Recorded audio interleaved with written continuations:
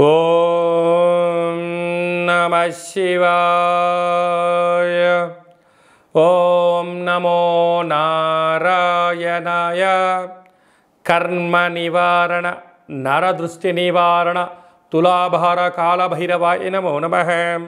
ఓం కాళకాలాయ విద్మహే కాళాతీతాయ ధీమహి తన్నో నరదృష్టి నివారణ కాళభైరవ దేవతాభ్యో నమో నమః. హరి ఓం. మా ఛానల్కి స్వాగతం.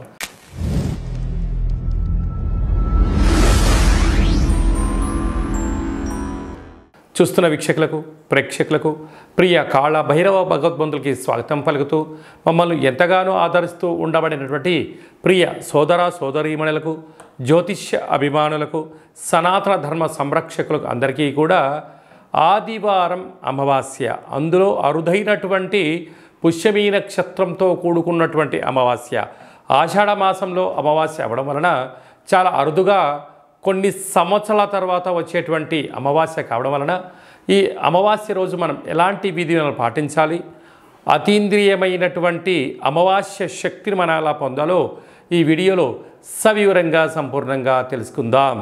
తులారాశి వారికి ఆదివారం అమావాస్య పుష్యమీ నక్షత్ర సందర్భంగా అష్టమ స్థానంలో కుజ భగవానుడు దేవగురు బృహస్పతి సంచారం చేయడం వలన, అష్టమంలో కుజుడు సంచారం చేయడం వలన కుజదోష ప్రభావం ఉండడం వలన రుణ సమస్య, రోగ సమస్య, శత్రు సమస్యలు పొంచి ఉన్నాయి. అక్కడే అష్టమంలో గురు సంచార స్థితి ఉండడం వలన విద్యతో కూడుకున్నటువంటి ఇబ్బందులు, ప్రభుత్వ అధికారులతో ఆటంకాలు, దూరావాయు జల ప్రయాణంలో వాహన ప్రమాదాలు, వర్షంతో కూడుకున్నటువంటి అనారోగ్య పరిస్థితి, జలంతో కూడుకున్నటువంటి ప్రమాదాలు పొంచి ఉన్నాయి. కనుక ఇలాంటి కాల సమయంలో రావి చెట్టు ప్రదక్షిణ చేయడం, వీలైతే శివుడికి రుద్రాభిషేకం చేసుకోవడం, కందులను దానం చేయడం, అలాగనే కుక్కకు ఆహారాన్ని ఏర్పాటు చేయడం, కాకికి ఆహారాన్ని ఏర్పాటు చేయడం వలన రుణ సమస్యలు, రోగ సమస్యలు, మృత్యు అపమృత్యు భయ దోషం తొలగిపోతుందని చెప్పి గమనించాలి.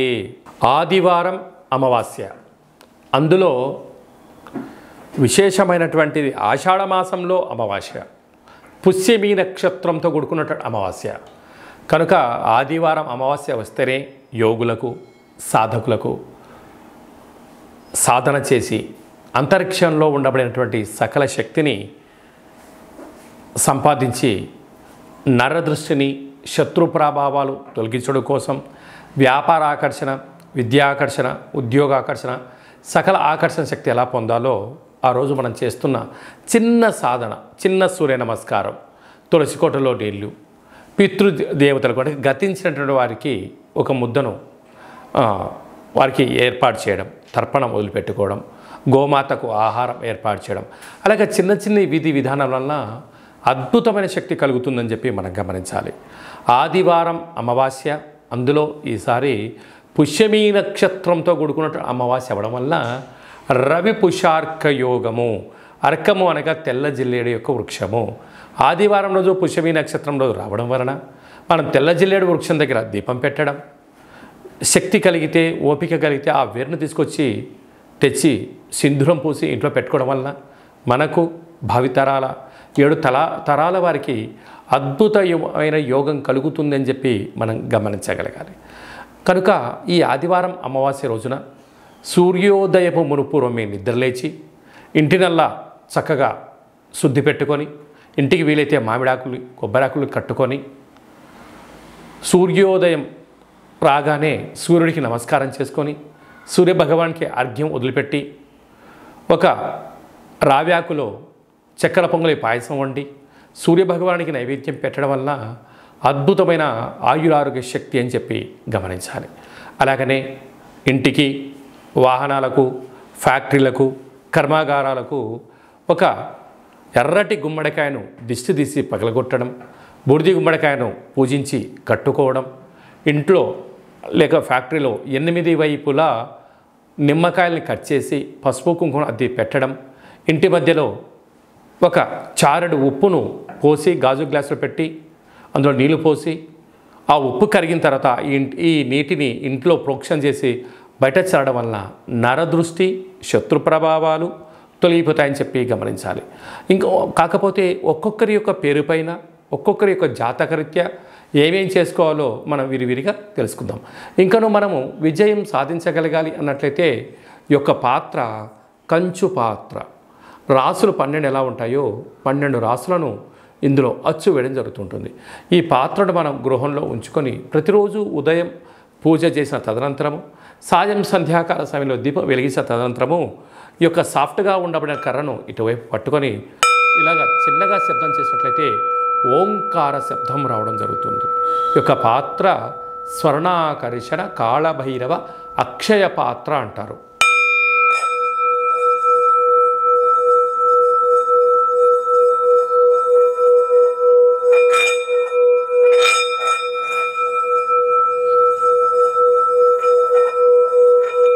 ఇలా శబ్ద తరంగాలను సృష్టించడం వలన మనిషి శరీరంలో చక్రాలు వికసింపచేయడం, గృహంలో ఉండబడినటువంటి జ్యేష్ఠాదేవి బయటికి వెళ్ళడం, బయట సంచరిస్తూ ఉండబడినటువంటి లక్ష్మీదేవి గళ్ళు గళ్ళు మన ఇంటికి రావడం, అన్నింటా ఆకర్షణ శక్తి కలుగుతుందని చెప్పి గమనించాలి.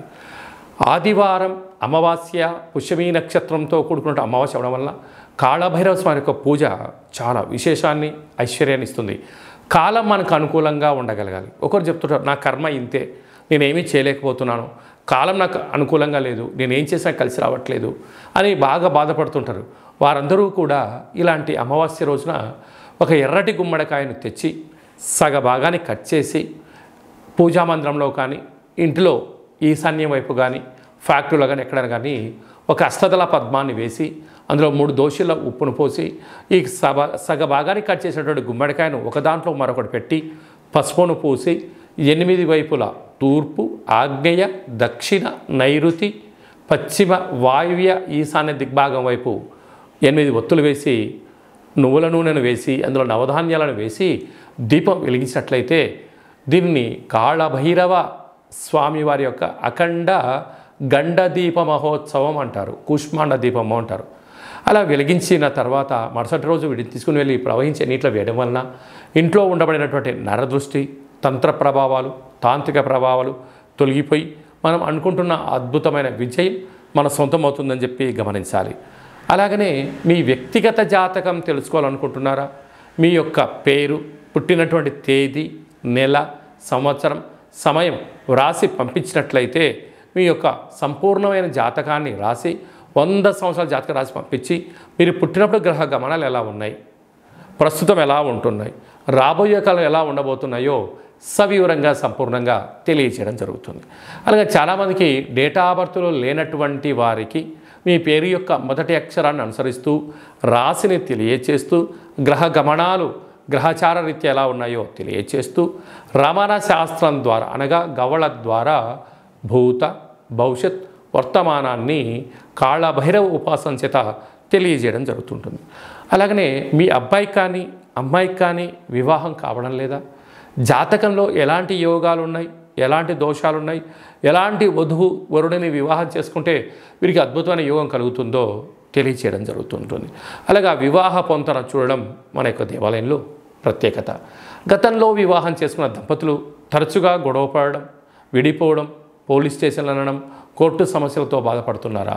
మీ యొక్క పేరు, డేట్ ఆఫ్ బర్త్ వాటిని పంపించగలిగినట్లయితే జాతకంలో చిన్న చిన్న మార్పుల చేత అద్భుతమైన విజయానికి మిమ్మల్ని ముందుకు తీసుకెళ్ళి పార్వతీ పరమేశ్వరులు ఎలా 10 కాలాలు కలిసి ఉంటున్నారో మీరు ఉండడానికి అనేక సలహాలు సూచనలు కూడా ఇవ్వడం జరుగుతుంటుంది. చాలామందికి కాళభైరవ మంత్ర ఉపదేశం ఎక్కడ తీసుకోవాలి, సాధన ఎలా చేయాలి అనుకుంటున్న వారి దగ్గర కూడా మన దేవాలయంలో చేయడం జరుగుతుంటుంది. మీ అబ్బాయికి కానీ అమ్మాయికి కానీ చిన్నపిల్లలు పుట్టినట్లయితే వాళ్ళు పుట్టినటువంటి రోజు, తిథి, వారము, నక్షత్రం సందర్భంగా ఎలాంటి పేర్లు పెట్టుకోవాలో కూడా తెలియజేయడం జరుగుతుంది. కనుక ఈ ఆదివారం అమావాస్య రోజున కాళభైరవ స్వామికి స్మరణ, ధ్యానము, జపము, తర్పణము, దానము, కుక్కకు ఆహారం వండి పెట్టడం, పక్షిరాజా వారికి అనగా కాకికి ఆహారాన్ని పెట్టడం, మద్యాన్ని పొయ్యడం వలన సకల మృత్యు అపమృత్యు దోషాలు తొలగిపోతాయని చెప్పి గమనించాలి. కనుక మీ వ్యక్తిగత జాతకం కొరకైనా కాళభైరవ హోమం గురించి అయినా ఈ కేంద్రమును సంప్రదించి అపాయింట్మెంట్ తీసుకొని సంప్రదించగలరు. అందరికీ సర్వత్రా శుభం, జయం, లాభం జరగాలని కోరుకుంటూ ఆశీర్వచనం. ఓం కాళకాళాయ విద్మహే కాళాతీతాయ ధీమహి తన్నో శ్రీ నరదృష్టి నివారణ కర్మ నివారణ కాళభైరవ దేవతాభ్యో నమో నమః. సర్వే జనా సుఖినో భవంతు, లోకా సమస్తా సుఖినో భవంతు. సర్వం కాళభైరవ దేవతార్పణమస్తు. హరి ఓం. ఈ వీడియో మీకు నచ్చినట్టయితే లైక్ చేయండి, షేర్ చేయండి, మా ఛానల్ని సబ్స్క్రైబ్ చేసుకోండి. మేము చేస్తున్న ఆధ్యాత్మిక వీడియోలు అందరికన్నా ముందు మీరు చూడాలి అన్నట్లయితే గడ్డ సింబల్ ప్రెస్ చేయని ఆల్ బటన్ కూడా తెలియచేయండి. ఈ భక్తి సమాచారాన్ని భగవద్బంధులకు, మిత్రులకు, హిందూ ధర్మ సంరక్షకులకి, మీరు ఎవరి క్షేమాన్ని కోరుకుంటున్నారో, మీ క్షేమాన్ని ఎవరైతే కోరుకుంటున్నారో వారికి అందజేసి భగవంతుడి యొక్క ఆశీస్సులు పొందగలరు.